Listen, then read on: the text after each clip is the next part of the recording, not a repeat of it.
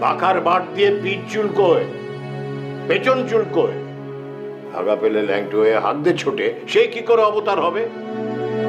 আর যদি বলো কৃষ্ণ ঠাকুর অবতার, সেটা একটা পৌরাণিক গল্পের মতো লাগে বটে। হ্যাঁ, কুরুক্ষেত্রের মাঠে সে একবারের জন্যও যায়নি, হাত দিয়ে বাপের চাপ করতে আটকে রেখেছিল। মহাভারতের কোথাও লেখা নেই যে সে গিয়েছিল। সে কিন্তু তোমাদের পরমংশটি, সেটি কে? সে তো দেহধারী। দেহধারী দেহধারী কি করে এই যন্ত্রণা সহ্য করছে? আপনি দেখবেন, দেখতে চান যে তিনি ইচ্ছে করলেই নিজের রোগ নিবারণ করতে পারেন কিনা? আপনি দেখবেন। ঠাকুর শুধু নিজে মুখে একবার বলবেন, নিজের মুখে, যে তার সব রোগ ভালো হয়ে যাক, ব্যাস অমনি রোগটা ফানুস হয়ে ওপরে উড়ে যাবে। ফুস, তাই তো? ইয়েস, তাই তাই তাই তাই। ঠিক আছে, এখন এক কাজ করো তাহলে, এই বাক্যটি ওকে গিয়ে মুখস্থ করো, আমাকে আমার কাজ করতে দাও। বিশল্যকরণে দিয়ে আগে তার যন্ত্রণা কমাবো আমি, তারপর পরীক্ষা করে দেখব কি করে এই যাতনা সহ্য করে, কোন জাদুতে সহ্য করছে ভদ্রলোক। যাও যাও যাও, আমার কাজ করতে দাও। ভাগো ভাগো ভাগ, যাও।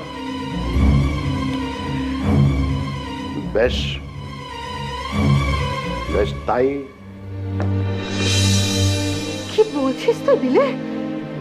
ডাক্তার সরকার বলেছেন ঠাকুর ধীরে ধীরে?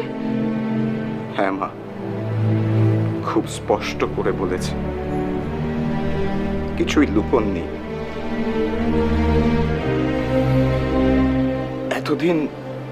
এতদিন কোথাও একটা আশার আলো ছিল মা। আমি জানি এই রোগের কোনো চিকিৎসা হয় না, কিন্তু তবু ভেবেছিলাম ঠাকুর বোধ করি অনেক দিন বাঁচবেন। কিন্তু ডাক্তারবাবু খুব স্পষ্ট করে বলে দিয়েছে, লাস্ট স্টেজ।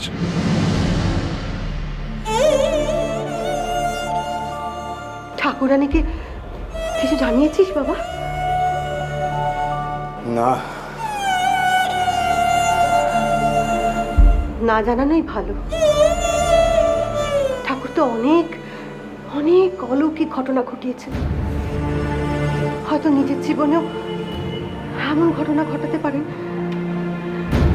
মনে মনে এই বিশ্বাসটা রাখ না বাবা, ঠাকুরের হয়তো এটাও একটা লীলা। এই কথা তুমি বলছো মা? হ্যাঁ রে, নিজের জীবন দিয়ে বুঝেছি। স্ত্রীর জীবনে স্বামীর মতো একজন জীবন সঙ্গী চলে গেলে কতটা শূন্য হয়ে যায়। ঠাকুরানীর মনে এই বিশ্বাস ভরে থাকতে দে যে ঠাকুর ভালো হয়ে গিয়ে তার কাছেই ফিরে যাবে। আমি এখন রাতে বাড়িতে ঠিক মতো আসতে পারবো না মা, শ্যামপুকুরে থাকবো। লাটু দাদা, রাখাল, শরৎ, শশী ওরা সবাই পালা করে ঠাকুরের কাছে থাকছে। আমিও ওদের সঙ্গে ঠাকুরের কাছেই থাকবো পালা করে। বাবুরামের সামনে ফাইনাল পরীক্ষা, তাই ওকে যাওয়া আসা করতে বলেছি, না হলে ওর পরীক্ষার ক্ষতি হবে।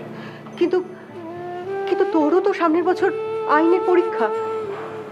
রাতে রাতে এমনিতেও আমার ঘুম কম হয় মা। আইনের বই আর কয়েকটা জামা কাপড় নিয়ে আমি ওখানেই থাকবো। রাতে ওদের বিশ্রামে পাঠিয়ে ঠাকুরের ঘরে আমি নিজেই থাকবো। তাতে আমার পড়াটাও হবে, আবার ঠাকুরের দিকে নজর রাখাও হবে। যা ভালো বুঝিস কর। আমি তোমাকে জানিয়ে দিলাম মা। হ্যাঁ রে, ঠাকুরানী দক্ষিণেশ্বরেই তো আছেন। হ্যাঁ, কিন্তু ঠাকুরকে ছেড়ে উনি আছেন কি করে ওখানে একা? ও মাঠানেন, মাঠানেন, কদিন তককে তককে ছিল, আজকে একবার ধরে নিয়ে এসেছি। বেশ করেছো গা। তা হ্যাঁ রে মেয়ে, একদিন আমার কাছে আসিসনি কেন রা? আমি তো ভেবেছিলাম তুমি বাবা ঠাকুরের সঙ্গে চলে গেছিলে। যদুর মায়ের মুখের কথা শুনে আমি তো অবাক। তুমি একা ছিলে? তা হঠাৎ করে আমাকে ডাকলে কেন বলো তো? আগে ঘরে আয়, তারপর সব বলছি। তোমরা কথা বলো, আমি বাইরে কাজকর্মগুলো সেরে আসি। আয় মা, আয়, ঘরে দাঁড়াবা, দাঁড়া, আমি মাদুরটা পাতি। ও একটু ধর দেখি।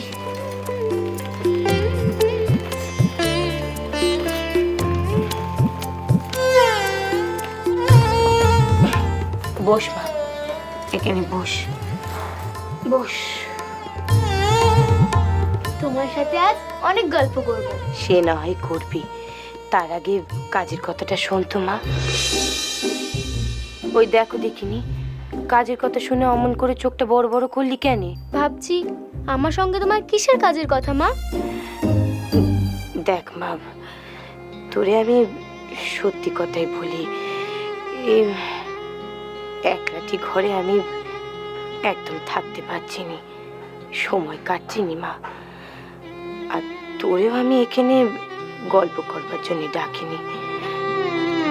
ও মা, আমি তোর কাছ দিয়ে পাঠ নিতে চাই। ভাবছিস তো বুড়িটার আবার এই কি শখ হলো যে তোর কাজ দিয়ে এখন লেখাপড়া শিখতে চাইছে? দেখ মা, লেখাপড়া শিখবার কিন্তু কোনো বয়স হয়নি।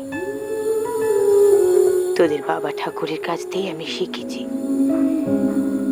যতদিন বাঁচি ততদিন শিখি। কি বলছো মা? তুমি লেখাপড়া শিখবে? হ্যাঁ রে মা, তাছাড়া আমার অক্ষর জ্ঞান আছে। কি জানিস তো মা, আমার মনে হয় সব মেয়েদেরই ওই লেখাপড়াটা শেখা খুব দরকার। নিশ্চয়ই মা, আমি আমার মাকে কথাটা বুঝিয়ে পারিনি, আর তুমি নিজে থেকে শেখাবো মা। আমি যতটা জানি ততটাই তোমাকে শেখাবো। ও মা, তুই আমারে সত্যি সত্যি লেখাপড়া শেখাবি? শেখাবো, কিন্তু আগে বলো লেখাপড়া নয় লেখাপড়া। বলো লেখাপড়া। লেখাপড়া? আমি কালকে সেলেট, চক্করি, বর্ণপরিচয় সব নিয়ে আসবো মা। আসবি তো মা? আসবো গো মা, আসবো, নিশ্চয়ই আসবো।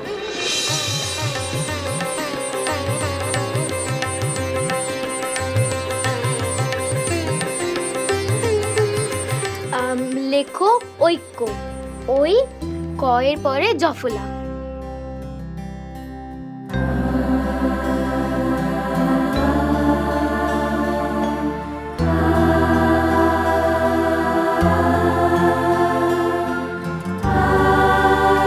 খুব ভালো, এবার লেখো বাক্য। এবার বানানটা কিন্তু আমি বলবো না।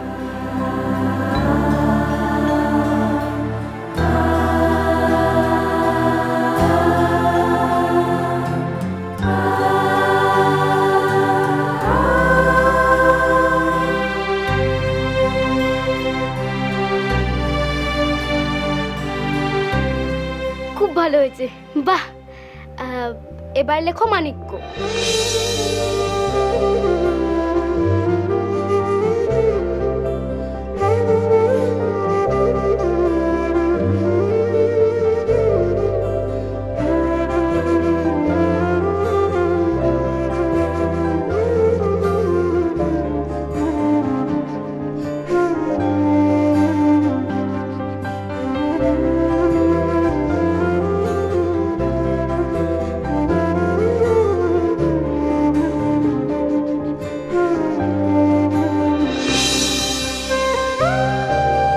তখনও পর্যন্ত ঠাকুরের অসুখ নিয়ে শারদামণির মনে তেমন কোনো আশঙ্কা দেখা দেয়নি।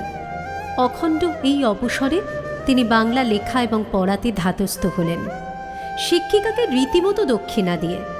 নিজে কোনো রকম খেতেন, আর শিক্ষিকাকে কখনো একটু শুক্তো, কখনো শাক ভাজা, কখনো বা বড়ির ঝাল দিতেন।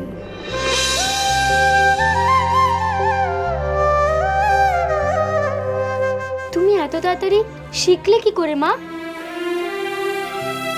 তোরে তো আগেই বলেছিল, আমার অক্ষর জ্ঞান আগে দিয়েই ছিল। কামার পুকুরে আমার লক্ষ্মীমণি সে পাঠশালাতে যেত, সে যা শিখতো আমার সে ওই লেখাপড়া শেখাত। বর্ণ পরিচয়ের প্রথম ভাগটা তখন আমি পড়ছিলাম। আমার ভাগ্নে আমার হাত দিয়ে বইটা কেড়ে ফেলে দিয়ে বললে, মেয়ে মানুষদের এত লেখাপড়া জানা দরকার নেই। তারপর তারপর আর কি, আমি তো খুব ছোট ছিলাম, আমিও বাপের ঘরে চলে গেলুম, আর লক্ষ্মীমণিটারও বিয়ে হয়ে গেল। আস্তে আস্তে বড় হলুম, লেখাপড়াটার হলো নি জানো। পড়াটা না ভুললেও লেখাটার হলো নি। লেখার স্বাদটা আমার আর পূর্ণ হলো নি। সেই অপূর্ণ স্বাদ তোমার পূর্ণ হলো মা। ঠাকুর যখন এসে দেখবে তুমি লিখতে পারছো, তখন উনি খুব খুশি হবেন। হ্যাঁ রে মা, ঠাকুর আমারে বলেন, সারদা মানে সরস্বতী, অবিদ্যে আমার সয়নি। তুমি সত্যিই সরস্বতী মা, নইলে এত কম সময় তুমি রামায়ণ পড়তে পারছো। তোমায় আমার প্রণাম মা, তোমায় আমার প্রণাম। प्रणमामि मुहुर्मुहुः प्रणमामि मुहुर्मुहुः।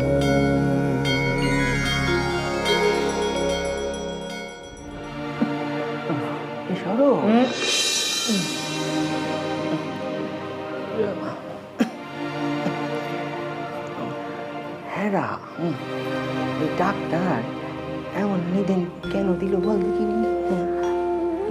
কথা কইতে পারবো নি, এই কথা কইতে না পারলে এ পেটটা কেমন ফুলে থাকে সে কি তা জানে? সেই জন্য তো উনি বলেছেন যখন আসবেন তখন আপনি কথা বলবেন। হ্যাঁ, এর কি ব্যাধি হয়েছে তোরা জানিস কিছু? জানি তো, সেরম কিছু না, ওই একটুখানি গলার ব্যথা, কিছুদিন কথা বলা বন্ধ রাখলেই গলা ব্যথা সেরে যাবে। ও তা বেশ বেশ। ওই কি জানিস, ওই ডাক্তার হচ্ছে কি জ্ঞানী মনীষী, তার শাস্ত্রে বোধ হয় এই টেনি দিন যে মুখে কুলু পেটে থাকতে হবে। ঢং, অনেক ঢং করেছেন আপনি, আমি আপনাকে আর ঢং করতে দেব না। এ শরৎ, এটা বলে কি? ঠিকই বলছি। কেন ঢং করছেন ঠাকুর আপনি? কেন করছেন ঢং এই রোগ রোগ বলে? কি বলছেন, কি বলছেন গিরিশবাবু? ঠাকুরের গলার ব্যথা, ওনার ঢং? আলবাত ঢং, হাজার বার ঢং। ফের চড়িয়েছে। বেশ করেছি, চড়িয়েছি। আপনার সামনে বসে আমি আরো চড়াবো। আপনি শান্ত হন গিরিশবাবু। কি করে শান্ত হব রে শরৎ? কি করে শান্ত হব আমি? আমি যে সারা রাত ঘুমোতে পারিনি কাল, আর বুঝি কোনোদিন ঘুমোতে পারবো না আমি কোনো। ছুরি দিয়ে ফালা ফালা করে কাটতে থাকলে কি অসহ্য যন্ত্রণা হয়, একে বলে একেবারে জম যাতনা। সেই যন্ত্রণা সর্বক্ষণ গলায় ধারণ করছে লোকটাকে।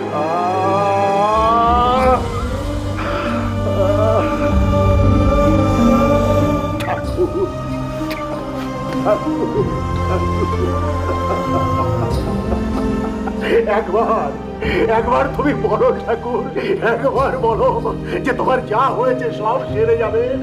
বলো বলো একবার ঠাকুর, একবার বলো।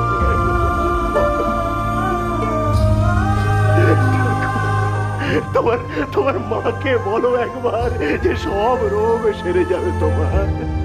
বলো একবার, দয়া করো আমাদের, দয়া করো, দয়াময়। ওরে বাঁচা বাঁচা বাঁচা বাঁচা। আগে বলো তোমার মাকে যে তোমার সব রোগ সেরে যাবে। বলো বলো বলো ঠাকুর। ওরে ও কথা কিভাবে বলতে পারে? হ্যাঁ পারে পারে, সব পারে। একবার বলো তুমি, একবার। পারতেই হবে তোমাকে। তুমি একবার বললে সব রোগ সেরে যাবে। হ্যাঁ রে গিরিশ, তোর এত বিশেষ এই বললে সেরে যাবে? একবার বললেই সেরে যাবে। হ্যাঁ, একবার বললেই সেরে যাবে। শরৎ শরৎ শরৎ, তোরা ঠাকুরকে চিনিস না, জানিস না তোরা ঠাকুরকে। সব ঢং ঢং করছে ঠাকুর। ঠাকুর যদি নিজ মুখে একবার বলে তার ঠাকুরের এ রোগ সেরে যাবে, এ রোগ সেরে যাবে। ঠাকুর শরৎ, আমাদের কিচ্ছু করতে হবে না রে, আমাদের কাউকে কিচ্ছু করতে হবে না। শুধু শুধু ঠাকুর যদি একবার বলে নিজের মুখে, ঠাকুরকে দিয়ে বলিয়ে দে, বলিয়ে দে শরৎ, বলিয়ে দে। বলুন না ঠাকুর। ঠাকুর যে কুচু হবে না, ঠাকুর যে কুচু হবে না, ঠাকুর যে ভালো হয়ে যাবে। আমার ঠাকুর যে ভালো হয়ে যাবে। ভগবান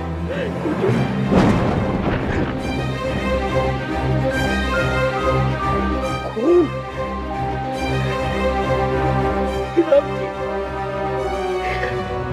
वो ठाकुर जी मुंह से खून निकला, इसलिए ठाकुर जी हम आपको कुछ बोला नहीं, बिस्तर के नीचे छुपिए रखे थे। हे भगवान, तूने क्या किया? नहीं, कोई कुछ देखा आगे छुपिए मिलते हो। पापा करिए मिलते हो। लेकिन ठाकुर जी আমাকে কেন বললো না? লরেন ভাইকে भी বললো না? और কি লরেন ভাইকে জানানো উচিত? नहीं नहीं, अभी नहीं, अभी नहीं। पहले साफा करिए, पहले साफा।